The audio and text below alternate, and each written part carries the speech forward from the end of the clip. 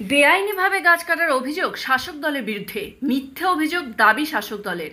নমস্কার, আপনারা দেখছেন ঘাটাল নিউজ। আমি শম্পা সাহাপাল। ঘাটালের দেওয়ানচক এক এলাকায় রাস্তার ধারে গাছ কাটার টেন্ডার পাস হয় পঞ্চায়েত অফিস থেকে। দেওয়ানচক এক এলাকার ইসলামপুর গঙ্গাদাসপুর মৌজায় রাস্তার ধারে গাছ লাগানো হয়েছিল, যা বড় হয়েছে।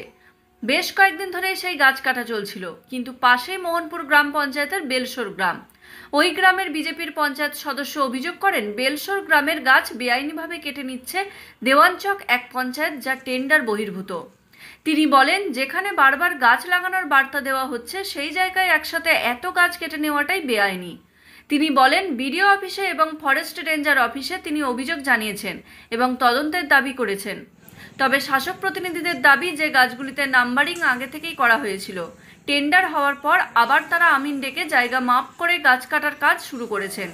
তারা বলেন, তখন তারা জানতে পারেন বেলসোর গ্রামের 126টি গাছ তাদের টেন্ডারে রয়েছে। সেই 126টি গাছ তারা কাটবেন না বলেই জানাচ্ছেন। তবে জানা গেছে 126টি গাছ বাদেও ওখানে আরও প্রায় 100টি গাছ রয়েছে। সেই গাছগুলি কেটে নেওয়া হবে কিনা তা নিয়ে সংশয় রয়েছে বলে জানান বিজেপির পঞ্চায়েত সদস্য। ঘাটাল বিডিও অভিক বিশ্বাসের কাছে জানতে চাওয়া হলে তিনি বলেন যে তিনি অভিযোগ পেয়েছেন, বিষয়টি খোঁজ নিয়ে দেখবেন। দেওয়ানচক অঞ্চলে টেন্ডার হয়েছে, কিন্তু বেলসর সংসদের গাছ কেটে নেওয়া হচ্ছে। এই গাছ কাটা যত বন্ধ হোক, আমি বিডিও অফিসারকে অভিযোগ জানিয়েছি। বেলসর কোন গ্রাম পঞ্চায়েত করছে? মোহনপুর, মানে আপনি 6 নম্বর অঞ্চলের পঞ্চায়েত সদস্য। এর জন্য তদন্ত হোক, আমি এটাই চাই, যাতে গাছ কাটা বন্ধ হয়। মানে আপনাকে না জানিয়ে কি কাটা হচ্ছে? হ্যাঁ, সমস্যাটা কিছু নয়। আমাদের গঙ্গাদাসপুর মৌজা অর্থাৎ দেওয়ানচক ওয়ান গ্রাম পঞ্চায়েতে যে গাছগুলো আমাদের জিপির মধ্যে পড়বে, আমরা সার্ভেয়ার দিয়ে মাপ করেছি। মাপ করে আমাদের দেওয়ানচক ওয়ান গ্রাম পঞ্চায়েত অর্থাৎ গঙ্গাদাসপুর মৌজা আমরা সীমা নির্ধারণ করে সেই সীমার মধ্যে যেই গাছগুলো দেওয়ানচক ওয়ান গ্রাম পঞ্চায়েতের অন্তর্গত সেগুলো নিয়ে আমরা কাটছি।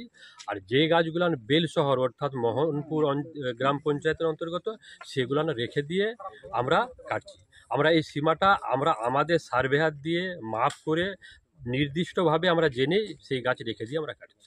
বিভিন্ন গাছগুলিতে দাগ নাম্বার পড়ে গেছে। দাগ নাম্বারগুলো আগে দেওয়া হয়ে গেছিল, তখন আমরা বুঝতে পারিনি। যখন আমরা বুঝতে পারলাম বিভিন্ন কর্নার থেকে প্রশ্ন আসলো, তখন আমরা সার্ভেয়ার দিয়ে মাপ করেছি। মাপ করার পর আমাদের জিপি অর্থাৎ গঙ্গাদাসপুর মৌজার মধ্যে যেগুলান পড়ছে সেগুলানই কাটছি। বেলশহর মৌজা অর্থাৎ 6 নম্বর অঞ্চলে যেগুলান পড়ছে সেগুলান আমরা রেখে দিচ্ছি। 776 এ ধরনের টোটাল একটা টেন্ডার হয়েছিল দেওয়ানচক ওয়ান জিপিতে, এবং সেটা সর্বসম্মতিক্রমে এবং ব্লক রেঞ্জার সকলের পারমিশন নিয়ে সেখানে একটা সমস্যা দেখা দিয়েছে যে 6 নম্বর অঞ্চল মোহনপুর জিপি, অতএব যেটা বেলসর মৌজা, সেই মৌজাটা আমাদের এর মধ্যে আছে বলে সেটা ততটা আমাদের জানা থাকেনি। কিন্তু একটা কথা বলি, এই গাছগুলি রোপণ করেছিল দেওয়ানচক ওয়ান, এবং আগেকার দিনেও দেওয়ানচক ওয়ান এর দেখভাল করেছে, সবটাই করেছে। এখন যেহেতু একটা অভিযোগ আসছে মোহনপুর 6 নম্বর অঞ্চল থেকে, সেটা আমরা একটা সিদ্ধান্ত নিয়েছি, যেহেতু একটা অভিযোগ আসছে তাহলে আমরা আমাদের যিনি এখানে মাপজুপ করেন তাকে নিয়ে নকশা ধরে আমরা মোহনপুর জিপির যেটা বেলসর মৌজা, সে মৌজার গাছকে আমরা রেখে দিয়ে আমাদের দেওয়ানচক ওয়ান মৌজায় যেটা ইসলামপুর মৌজা পড়ে, গঙ্গাদাসপুর মৌজা পড়ে, আদার্স যে মৌজাগুলির গাছ, সেই গাছগুলি আমরা কেটেছি বা কাটা চলছে। এক্ষেত্রে আর সেরকম কোনো বিতর্ক নেই। এবং আরেকটা কথা বলি, যে গাছগুলির হয়তো নাম্বারিং করা আছে তাহলে বলবেন এগুলোও নিশ্চয়ই কাটা হবে, তা নয়। নাম্বারিংগুলো যখন হয়েছিল তখন আমরা আমাদের মতো করেই ভেবেছিলাম যে এটা আমাদের জিপি, এটা গাছগুলো কাটবে, সেই কারণেই নাম্বারিং হয়েছিল। তা সত্ত্বেও আমরা 126টা গাছ যেটা মোহনপুর জিপি এবং 6 নম্বর অঞ্চলের মধ্যে পড়ছে বেলসর মৌজায়, সেই গাছগুলি রেখে দিয়ে আমরা আমাদের দেওয়ানচক ওয়ান মৌজায় যে গাছগুলি আছে সেইগুলি আমাদের কাটা হচ্ছে। কি কারণে গাছগুলি কাটা হচ্ছে? এগুলো আমাদের সামগ্রিকভাবে আমাদের অঞ্চলে 18টি ব্রিজ আছে, কাঠের ব্রিজ বা সাঁকো আছে।